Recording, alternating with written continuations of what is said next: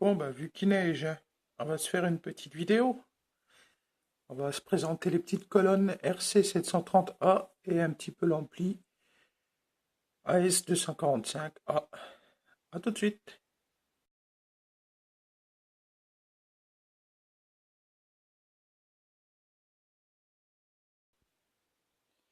Bon, bah, alors, comme il neige dehors, hein, on va se faire une petite vidéo vite faite. Petite vidéo sur la présentation des fameuses colonnes RC730A de chez Bouillet. Donc, bon, on va faire une vidéo assez simple, hein. Je vais juste montrer en profondeur un peu comment sont ces enceintes-là. Donc là, j'en ai pris qu'une, j'ai la paire. J'ai pris celles qui sont en meilleur état, parce que pour la deuxième, il y a un large bande qui n'est pas pareil. Donc j'ai pris celle qui est homogène. Moi, celle-là, ce sont les HP d'origine. Donc on va dire que c'est un peu mieux à voir comme ça. Donc la première chose que j'ai à dire, c'est que je n'ai pas les caches. Donc, je ne les ai pas payés cher, bien sûr, je les ai eu d'occasion. Mais les caches d'origine étaient dans un état, d'après le vendeur, inexploitable. Donc du coup, je les ai brutes comme ça, sans cache. Donc c'est quelque chose que je ferai plus tard. J'essaierai de trouver un tissu exprès pour en mettre devant, histoire quand même de protéger les larges bandes. Et voilà, donc on va faire un petit tour de l'enceinte en elle-même. Après, on démontera un HP au hasard, histoire de voir un peu comment c'est là-dedans. Donc je pense que je prendrai le deuxième en partant du haut, puisque comme ça on pourra avoir vue sur le transfo qui est juste derrière. Et puis voilà, puis on va parler de ces enceintes-là en globalité. On fera une petite présentation encore un peu plus de l'ampli AS245. Parce que là, je t'ai montré le capot pour montrer comment c'est à l'intérieur. Et voilà. Donc, on va faire tout ça ensemble. On va commencer par la colonne. Donc là, c'est quand même pas évident à filmer, donc obligé de se déplacer. Donc voilà la colonne. Donc, oui, RC730. Donc c'est A, vous verrez, c'est notifié à l'arrière. Donc là, on a un premier large bande bicône, deuxième large bande bicône, troisième large bande simple, et le quatrième en bas qui est simple. Donc la seule différence, c'est le cône, hein. Donc ici, on a un cache-poussière tout simple. Quant au dos du haut, on a le bicône. Donc en haut, c'est tout simplement pour avoir une impression d'aigu un peu plus forte, hein. C'est pour ça qu'on met les deux larges bandes bicônes au-dessus. Donc la deuxième que j'ai, en fait, il y a un large bande qui n'était sûrement pas d'origine, donc j'ai été obligé de le changer, j'en ai mis un autre. Mais bon, du coup, je préfère montrer celle qui est un peu plus jolie, hein. Donc on a des poignées sur les côtés. D'ailleurs, celle-là, il manque un petit cache. Là. Quant à l'arrière, on a une... donc c'est comme une accroche, hein, pour ainsi dire, pour les pendre. Et donc à l'arrière, on a le système du transfo. Alors comme chez Bouillet, c'est toujours la même chose. C'est-à-dire qu'on a le cache OptiSelf, donc il s'ouvre, hein. Bon, c'est toujours l'histoire de la vis, hein. Je vous montre pas forcément plus parce que bon, je crois que maintenant vous connaissez bien ce système-là. Donc voilà, une fois que ça fera le point, on verra déjà un peu mieux. Donc c'est bien une enceinte Bouillet type RC730A, fabriquée en France. Donc comme d'habitude, là on a un numéro de série. Et nous avons les puissances en dessous. Donc en 100 volts, 3 watts, 7 watts, 14 watts et 25 watts. On a un direct en 16 ohms. Et puis on a les mêmes tensions, mais en 50 volts. Donc 0,7, 1,7, 3,5 et 6,2. Donc pour les raccorder là, c'est simple, c'est des presse-câbles, hein. Donc je trouve que c'est pas très pratique. En plus, ils sont très durs. Mais bon, voilà. Ils ont le mérite quand même de fonctionner sur certains moteurs de Beerflex, il y en a qui sont complètement foutus, mais bon, c'est le même système. Donc voilà, après, donc là-dessus on n'a rien d'autre à dire. Donc ça c'est la vue d'ensemble de l'enceinte, voilà. Et puis là, ce qu'on va faire, on va démonter à l'arche-bande et puis regarder de plus près comment c'est à l'intérieur. Donc ça, c'était sûrement pour tenir le cache d'origine, hein.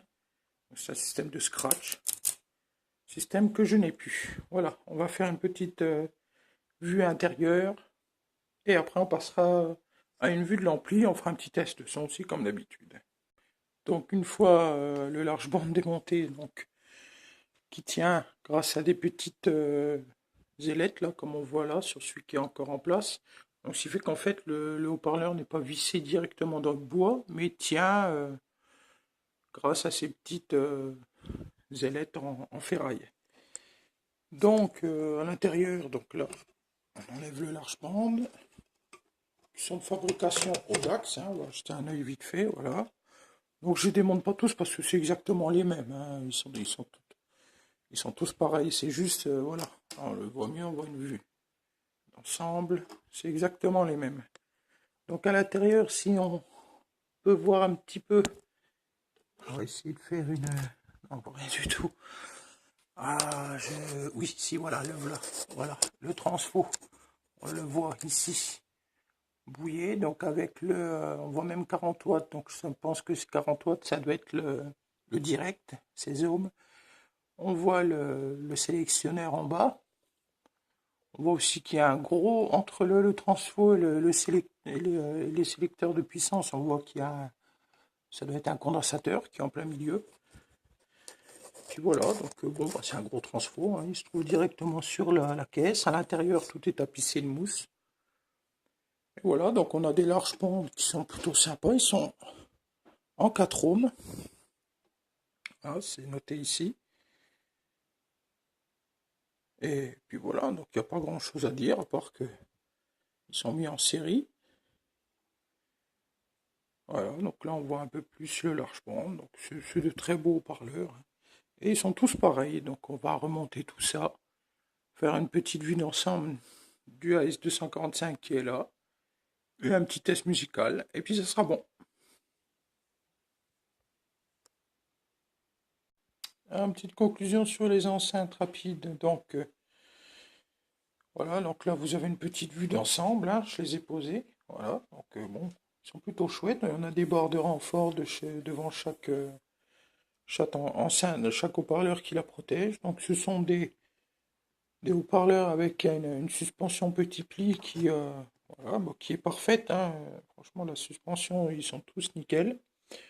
Donc la deuxième que j'ai, à part qu'il y a un large bande différent, elle est aussi en très bon état. Donc l'avantage c'est que ce sont des enceintes 100 volts. Ça a un son, bon, je ne sais pas si vous l'entendrez vraiment par rapport à la vidéo, donc c'est un son quand même assez médium, hein, ça n'a pas beaucoup de basse. C'est plus des enceintes pour la longue portée, pour la voix aussi, que si vous faites pas une soirée disco avec ce genre d'enceinte. Mais l'avantage c'est qu'elles sont en ligne, donc du coup on peut les mettre avec un ampli de ligne, il n'y a aucun souci. Et bon, elles sont plus ou moins transportables, plus ou moins costauds, elles ont des petits renforts, elles ont des pattes, voilà, donc là vous avez là vraiment la vue d'ensemble. Une fois qu'on fera le test de son, vous verrez quand même que ça reste des enceintes de très très bonne qualité. Voilà, malgré un son quand même assez médium, assez aigu, hein. On ne fait pas question de basse avec ça, mais ça je pense que vous vous en doutez. Donc là je vais faire une petite vue d'ensemble de l'intérieur du AS240. Et après, on fera un petit test de son et la vidéo sera conclue. Donc après avoir vu un petit peu dans ma dernière vidéo avec les RB35 cet ampli en fonctionnement, donc là ce que je vais faire, je vais vous montrer l'intérieur. Vous verrez quand même que c'est assez impressionnant l'ampli de cette puissance là chez Bouillet. Donc ça tient seulement par deux vis à l'arrière. Et il suffit de... Il faut que je trouve dans quel sens. Voilà, de lever tout simplement. Le capot se lève.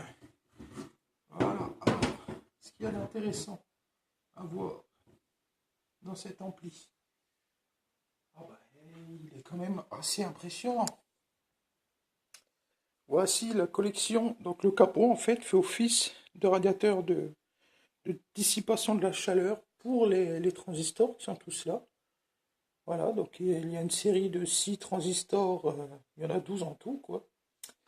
C'est quand même assez impressionnant. Donc il se peut même qu'il y en ait de l'autre côté, mais bon, on les voit pas, mais je ne pense pas, hein. Je pense qu'il y en a que 6. Ça fait quand même 12 transistors, en sachant que sur un AS30 on en a 2.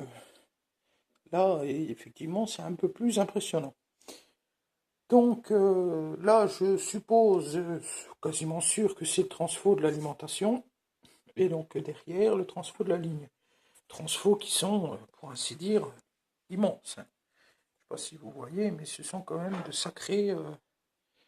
D'ailleurs, je pense qu'à eux deux, ils font quasiment la moitié du poids de l'engin, hein, parce que bon, on est quand même dans les 30 kilos, facile 30 kilos, hein. Voilà, après, bon, je sais pas si vous avez déjà vu un peu l'intérieur d'un S30, d'ailleurs j'en montre un dans mes vidéos. On va dire que c'est la même chose après, hein. On enlève les grosses transfo transistors. On a la plaquette son là qui, pour ainsi dire, est quasiment la même que dans les AS30, où il y a tous les potentiomètres. Là, c'est la gestion de l'alimentation. À l'arrière, là, ici, on voit les entrées son. Puis voilà, hein, c'est aussi simple que ça, hein.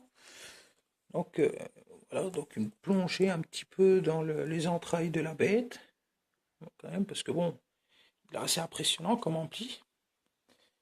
Et surtout la collection de transistors qui se trouve carrément sur le capot. Donc ça, je crois que c'est ce qui m'a vraiment le plus impressionné, hein. Radiateur de dissipation. Si ça doit être un... Ici, là, on voit, il y a un espèce de petit transistor aussi. Je pense que c'est pour la chaleur, qui doit le mettre en sécurité quand il a trop chaud. Après, je suis pas pro ampli, électronique ampli. Je connais un peu le fonctionnement d'un ampli de base. Après, ça s'arrête là, hein. Et voilà, donc on peut se rendre compte aussi que ça doit chauffer énormément parce que là on a une gaine qui est quand même un peu thermo-gainée, donc c'est assez impressionnant. L'avantage, j'avais pas montré aussi avec cet ampli là, c'est qu'heureusement vu le poids, on a quand même des poignées de chaque côté, hein. Ça c'est un petit avantage pour un ampli de cette taille et de ce poids là. Et puis voilà, hein.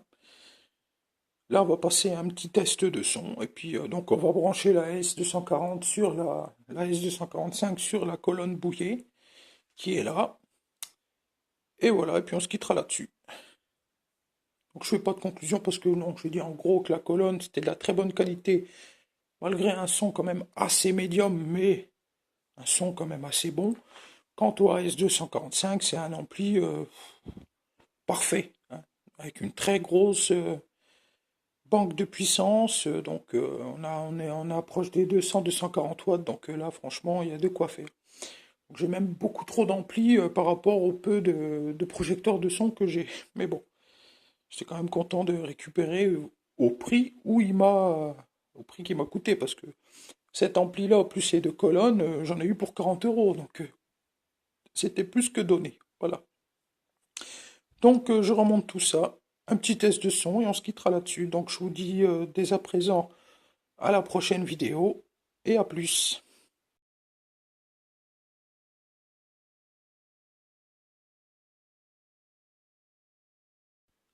Alors voilà, le petit test de son avec la S245 d'un côté, donc en route, et la colonne de l'autre.